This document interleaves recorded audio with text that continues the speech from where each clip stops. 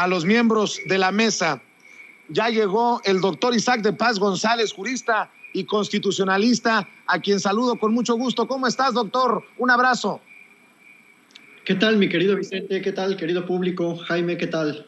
Buen día.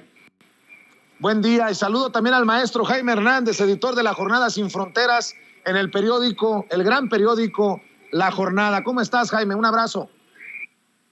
¿Cómo están, queridos amigos? Vicente, Isaac, buenos días a los dos. A ver, déjenme iniciar, si me permiten, con este tema. Víctor Fuentes, el senador del PAN, ya de plano, desde tribuna, pide que México suspenda relaciones con Rusia.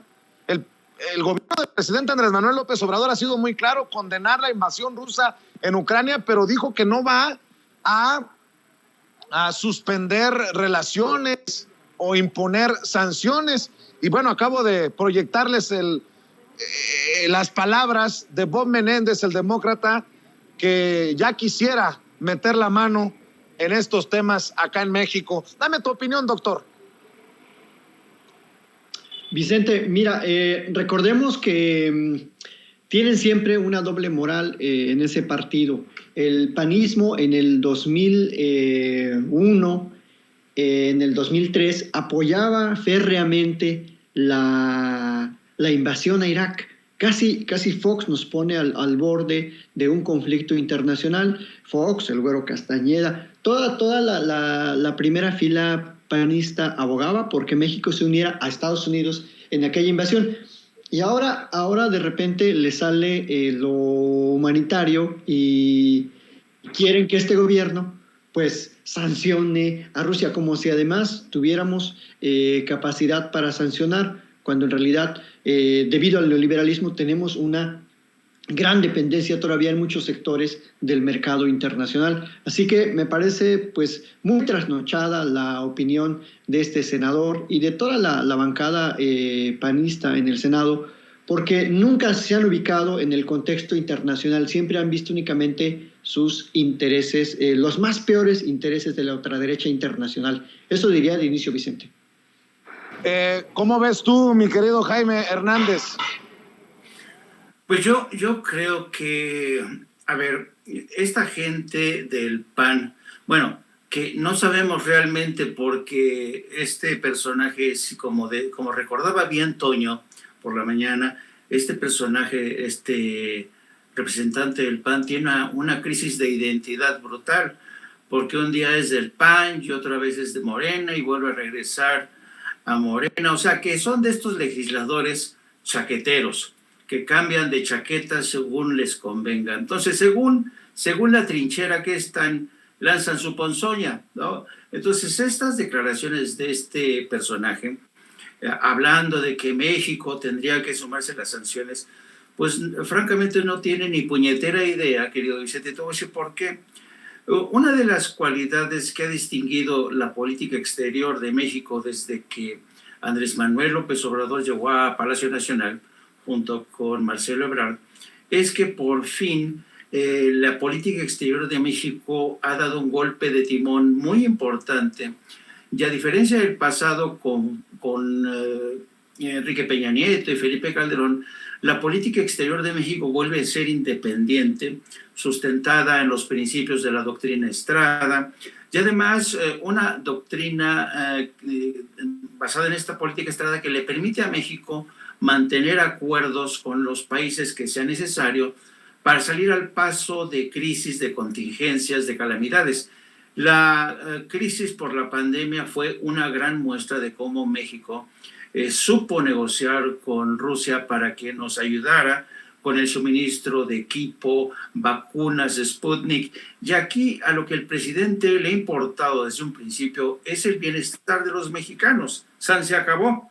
Y esa es la política exterior que debe regir de México. Por tanto, yo creo que México ha hecho más que suficiente en sumarse a esta condena en el seno de Naciones Unidas, una condena que, hay que decirlo, nace fruto de las contradicciones en el seno de la izquierda y de Morena misma, porque no todos estaban de acuerdo con esa condena, pero el presidente entendió que tratándose de una invasión que es mal vista y además es reprobada a ojos de la política independiente, no injerencista de México, era una condena obligada. Entonces, que este panista insista en que el presidente de México tiene que pronunciar en el sentido que él quiera, pues demuestra un gran desconocimiento de lo que es la política exterior mexicana. O sea, no tiene altura de miras, es incapaz. Yo creo que si se sube a la torre latinoamericana, este líder del PAN, este dirigente, aún así va a ser incapaz de encontrar las complejidades que siguen arrastrando este conflicto. Ahora, por el otro lado de Bob Menéndez, como tú bien dices, mira, ¿quién es Bob Menéndez, Vicente? Tú lo conoces bien, es un hijo de migrantes cubanos, él nació en Nueva York, y además no son pocas las veces que este senador le ha puesto palos en la carreta de las relaciones México-Estados Unidos. Yo recuerdo las veces que Bob Menéndez condicionó la aprobación, el respaldo a los embajadores de Estados Unidos en México, porque él quiere que forzosamente México se pliegue a lo que él quiere, que es decir, que se sume a la guerra contra Cuba, que siga apoyando el bloqueo México que siga sumándose, que se sume México al bloqueo criminal que ha mantenido Estados Unidos durante más de 50 años. Entonces yo creo que ir en contra de la opinión de Bob Menéndez, francamente, es un botón de orgullo para el presidente de México. Así es, y déjenme poner sobre la mesa otro tema, doctor Jaime. Tengo información de que la Secretaría de la Contraloría General de la Ciudad de México ya investiga por corrupción a la alcaldesa del PRIANREDE en Cuauhtémoc, Sandra Cuevas, luego de que aventara estas pelotas con billetes de 500 pesos pegados, pero que dice ella que no eran balones, bueno, que ni tampoco pelotas, pero dice que ni vio los billetes de 500 pesos, pero ahí están las imágenes, las fotografías, los videos que lo consignan. Doctor, ¿cómo ves este caso? Pues ahora sí tiene trabajo verdaderamente el INE, porque estaríamos ante un escenario de que la alcaldesa ya está dando dinero justamente cuando pues esas actividades son pues notoriamente ilícitas, hasta posiblemente un delito. No sé cuál fue la intención de darle ese dinero a las personas. Entonces, no solo es un tema de la Contraloría en términos de una conducta administrativa, posiblemente también yo creo que la Fiscalía Especializada de Delitos Electorales debiera investigar. No sé cuál sea la intención de la alcaldesa al regalar dinero. Entonces, pues hay varias conductas que se están ahí configurando y que demuestran la poca visión demócrata de lo que queda del PAN y del PRD. Iba a decir del PAN y del PRD, pero no, de lo que queda, de los resquicios que quedan del PAN y del PRD en la Ciudad de México. Así que creo que es muy pertinente la investigación que abra la Contraloría, pero también se debiera investigar en términos de una conducta ilícita por la vía penal, Vicente. Uy, doctor, usted menciona al INE. Ellos son medio daltónicos, no ven, ya ve, hacia unos lados, solamente hacia otros, dependiendo de los colores. Y bueno, pues creo que ahí nos quedaremos esperando del INE una investigación. Jaime Hernández, ¿cómo ves este caso de Sandra Cuevas, que a todas luces, yo no sé si llega a delito, creo que sí, pero las cosas todas mal, hasta en la defensa que hacen de la alcaldesa en Cuauhtémoc? Sí, yo creo que Sandra Cuevas en muchos sentidos ha dado la medida de su perfil, un perfil bronco, un perfil forjado en las batallas callejeras con el tema de los comerciantes, de los vendedores ambulantes. Sandra Cuevas es una fajadora, pero una fajadora de estos de barrio bajo. Es una mujer que carece de, ya no digamos de inteligencia política y por tanto de elegancia política.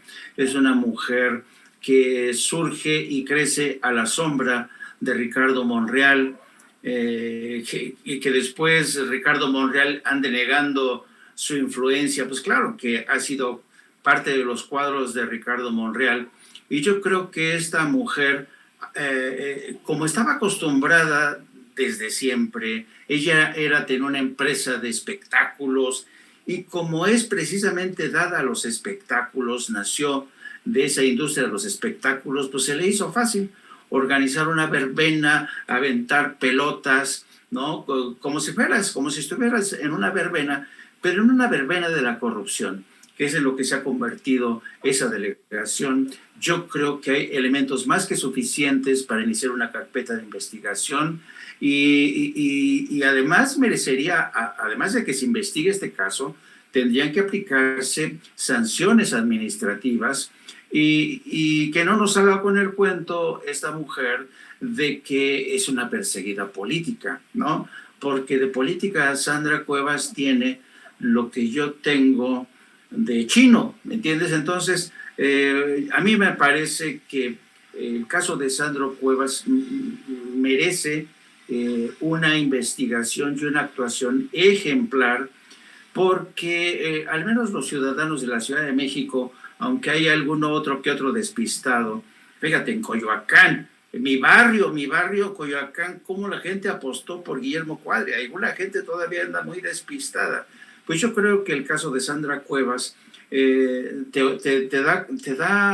la mejor muestra de que las elecciones tienen consecuencias, a veces para bien y a veces para mal, como es el caso de esta mujer, que de verdad espero que por favor se le aplique un correctivo y que la investigación llegue hasta sus últimas consecuencias, querido Vicente.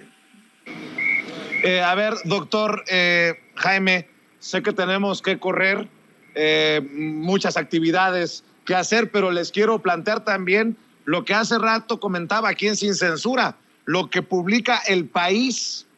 Plantea que tanto panistas como priistas estarían cediendo y muy cerca a doblar la manita en torno a la reforma eléctrica del presidente Andrés Manuel López Obrador y que estarían dispuestos muchos de estos panistas y priistas a dar su apoyo, pero hasta después de las elecciones.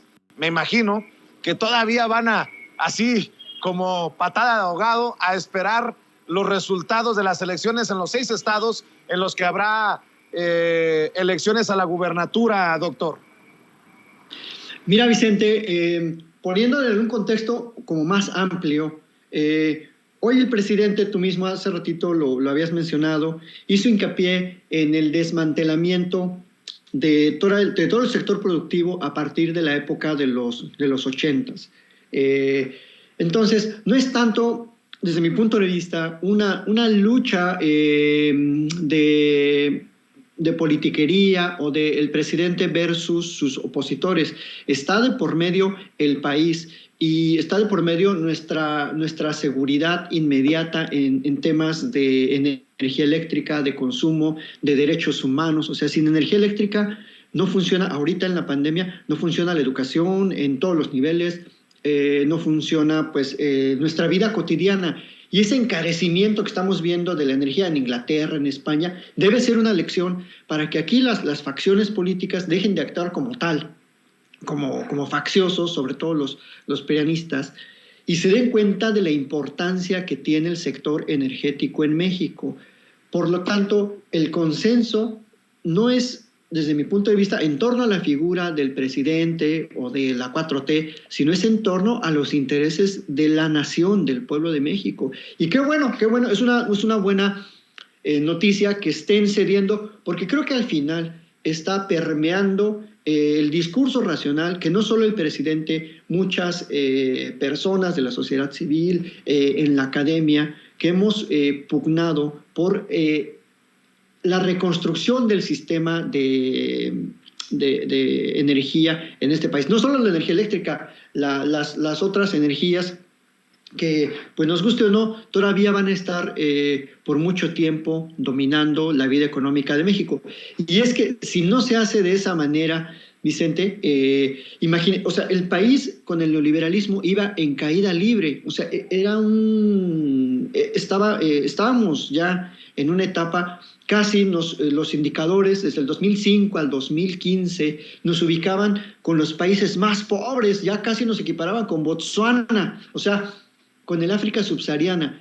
Y retomar el control del sector energético significa retomar la soberanía y reconstruir la calidad de los servicios públicos, evitar la inflación, bueno, y todo lo que se ha dicho en los foros. Entonces, qué bueno que estén haciendo conciencia, ojalá que lo hagan por el bien de México, no por el bien de sus partidos, de sus bancadas o de sus intereses politiqueros de corto plazo, porque la verdad eso es lo que han hecho muchos. Yo espero que sigamos apoyando y que esa oposición que parece únicamente fijarse en lo electoral, valore el largo alcance que tiene esta reforma para retomar, pues para desmontar todo ese neoliberalismo que todavía permea las instituciones, Vicente.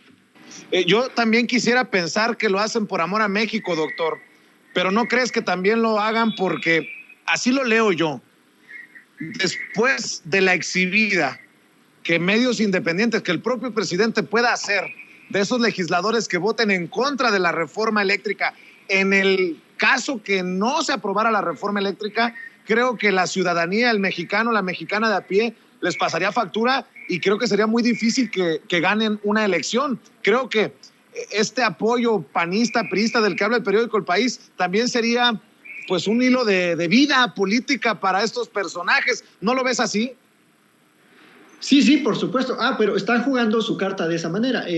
Pero claro que tiene mucho que ver pues el escarnio mediático y social, que aunque a muchos les molesta y no aguantan, tienen la piel muy delgadita. Tiene que ser de esa manera. Tenemos que señalar, porque además con nuestro dinero público están viviendo, porque son funcionarios de primer nivel en México, y no es posible que actúen en contra de los intereses de México. Entonces, por supuesto que lo mínimo que merecen es, pues ahora sí, que se acerca Semana Santa, que los crucifiquemos políticamente, porque pues no es válido que actúen en contra de los intereses de la presente y las futuras generaciones, o sea, que encadenen el futuro de este país por unos meros intereses de las empresas transnacionales. Entonces, yo creo que sí ha funcionado muy bien la crítica, los foros, este señalamiento que han hecho pues muchos colegas que hasta han enfrentado a los bots, al escarnio también de la derecha que los ha señalado, pero en el fondo yo creo que van a ceder, que tienen que ceder porque se trata del país, no se trata de sus intereses. Y pues no me gustaría que fuera después de las elecciones, porque es muy sencillo decir, después de las elecciones negociamos. No, se tiene que, o sea, el país necesita seguir en marcha en este momento, no después de las elecciones. Buen punto, doctor. Sé que tienes que correr a otras actividades, pero yo te agradezco que te hayas dado el tiempo de estar con nosotros en la mesa de diálogo. ¿Por qué no cerramos invitando a la gente a tu canal de YouTube y a tus redes sociales? Claro que sí, Vicente, muchas gracias. Síganme en Isaac de Paz González en YouTube y en @Isaac de Paz en Twitter. Muchísimas gracias y pues seguimos aquí pendientes. Muchas gracias a Jaime, a todo el equipo de Sin Censura y sobre todo al público que se siga suscribiendo al canal, que comparta y pues que siga en este medio crítico, alternativo y libre como el viento, como tú dices, Vicente. Excelente día. Sí, claro que sí, doctor. Te mando un abrazo y voy contigo, Jaime. ¿Cómo ves a estos panistas y priistas que podrían estar doblando las manitas? Yo creo que se están dando cuenta de su realidad, porque el PRI creo que este año pierde fácil Hidalgo y Oaxaca, y el próximo año estaría a punto de perder Coahuila y el Estado de México, 2 bastiones del priismo. Pues ¿con qué ojos, con qué van a negociar? Y el PAN también por la calle de la amargura, querido Jaime. Sí, yo creo que hay muchos elementos que realmente apuntan en la dirección que comentan tanto el autor del artículo que publica hoy El País como ustedes. Yo creo, Vicente, que en términos históricos podría decirse que en el caso del PRI, el PRI tiene hoy todas las desventajas que tenía en el pasado. O sea, o sus ventajas de ayer, cuando era el gran partido nacionalista, sus grandes ventajas históricas se han convertido en sus grandes desventajas hoy en el México de hoy. ¿Por qué lo digo? Porque evidentemente el PRI primero está ante una amenaza existencial.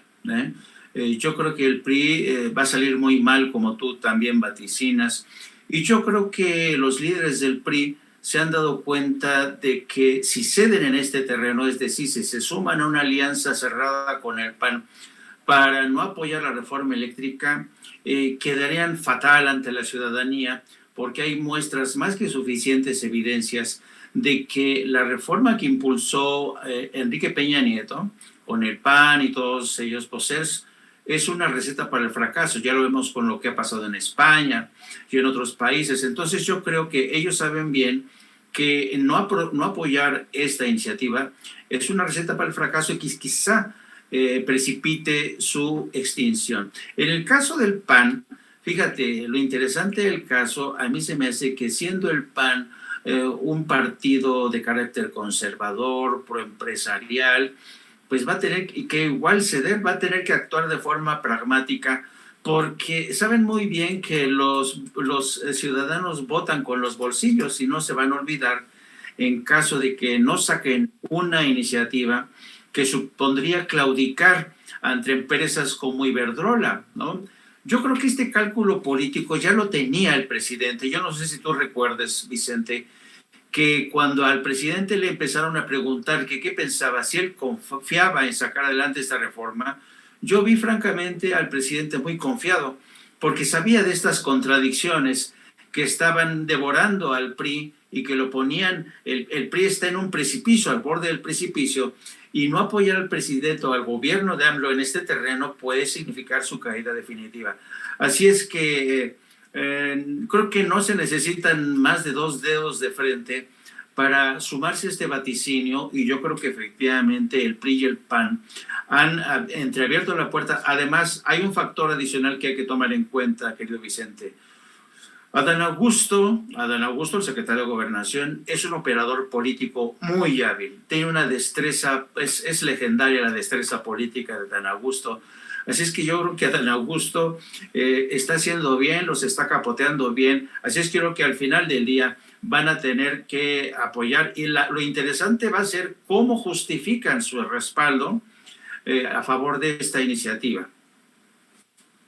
Así es, mi querido Jaime, para cerrar este tema que creo que es importante, porque podría incluso terminar cerrándole el paso a Donald Trump rumbo a la presidencia. Comité que investiga asalto al Capitolio acusa a Trump de conspiración y obstrucción en elecciones de 2020. El expresidente de Estados Unidos, Donald Trump, y uno de sus asesores legales, John Eastman, participaron en una conspiración criminal para revertir el resultado de las elecciones presidenciales de 2020, según apuntó al Comité del Congreso que investiga el asalto al Capitolio del 6 de enero de 2021. En un documento judicial presentado el miércoles, ayer, los investigadores del comité apuntan a 2 posibles delitos: conspiración para defraudar a Estados Unidos y obstrucción a un proceso oficial del Congreso. ¿Cómo ves, mi querido Jaime? Ya también se está luchando en Estados Unidos rumbo a las elecciones presidenciales. Las elecciones presidenciales ya se están, ya arrancaron, pues ya arrancó el proceso también en Estados Unidos. Sí, yo creo que esta es una decisión que yo creo que se habían tardado ya, querido Vicente, y este comité de la Cámara de Representantes que al final dicen, bueno, tenemos pruebas suficientes y que pueden sustentar un caso que llaman ellos de buena fe para determinar que el expresidente incurrió en un delito. Esto hay que tener en cuenta que, por un lado, está el caso de la investigación de este comité, que presentó el caso ayer ante un tribunal en California. Pero también acuérdate que hay otra serie de investigaciones que apuntan a los negocios de Donald Trump y sus hijos en Nueva York. Yo creo que el objetivo, y se me hace bien porque esto confirmaría que a pesar de que Estados Unidos es una democracia desde mi punto de vista maltrecha, por lo menos siguen funcionando los controles legislativo y judicial para llamar a cuentas a un personaje que desde mi punto de vista es un peligro y quizá es quien más ha socavado la democracia en Estados Unidos y ha sido una amenaza para México en términos de seguridad. Yo creo que si avanza este caso, esperemos que avance este caso, no hay que olvidarnos que casi no hay muy pocos antecedentes de juicios judiciales contra expresidentes. Ha habido juicios políticos que se han prosperado, creo que uno, como mucho. Pero esto sería de enorme trascendencia porque no hay que olvidar también que Donald Trump tiene una base de seguidores muy importante que están pendientes y yo me atrevería a decir que incluso algunos de ellos estarían dispuestos a salir a la calle para defender a quienes ellos consideran que es la más segura apuesta para sacar a Joe Biden de la Casa Blanca en el 2024. Así es que no hay que perder la atención de este caso porque quieras que no, Vicente, y tú que eres ciudadano de Estados Unidos, sabes perfectamente que este tipo de cosas impactan, nos gustan o no, la política de México, la política exterior, porque México y Estados Unidos, yo le he dicho muchas veces, México y Estados Unidos son como dos hermanos siameses, uno güerito y otro morenito. Estamos unidos por un montón, comercio, seguridad, en fin, demografía, migración. Entonces, no cabe duda que el caso de Donald Trump nos va a impactar, ojalá que para bien, espero que para bien, y ojalá que Estados Unidos se redima con este caso, porque muchos ya dudábamos que Estados Unidos era realmente el faro de la democracia más avanzada, después de haber visto cómo Donald Trump mancillaba la Casa Blanca. Mi querido Jaime Hernández, siempre es un importante escuchar tus opiniones, tus comentarios aquí en Sin Censura. ¿Por qué no cerramos invitando a la gente para que te apoye en tu canal, para que lean lo que publican en la Jornada Sin Fronteras, para que te sigan en redes sociales? Sí, los invito a que se sumen, querido Vicente, a nuestro canal de No Apto para Cínicos, que transmitimos todos los días a partir de las 14 horas hasta las 15:30 horas y también a través de nuestras cuentas de Twitter, @JaimeYourno, y a través de la sección de la Jornada Sin Fronteras, que desde hoy estamos haciendo un seguimiento muy puntual de este éxodo masivo de que ya hablábamos en el pasado. Es un fenómeno fascinante porque son básicamente mujeres y niños los que están huyendo. Los hombres están regresando para sumarse a las fuerzas de combatientes que en este séptimo día ya de combates que están arreciando, y hemos estado tratando de consignar, y además las contradicciones de este éxodo, donde los ucranianos están facilitando la salida de sus ciudadanos, pero no la de otros ciudadanos, me refiero ciudadanos de origen africano o musulmán. Hay una suerte de discriminación, esta guerra, siempre digo que la guerra siempre saca lo mejor y lo peor de nosotros, y estos son los temas que estamos tratando de abordar en la Jornada Sin Fronteras. Muchas gracias, querido Vicente, y un abrazo. Un abrazo, Jaime Hernández, muy interesante la cobertura que realizan en la Jornada Sin Fronteras, al pendiente. Gracias a Jaime Hernández. Y déjeme hacer aquí algunos movimientos.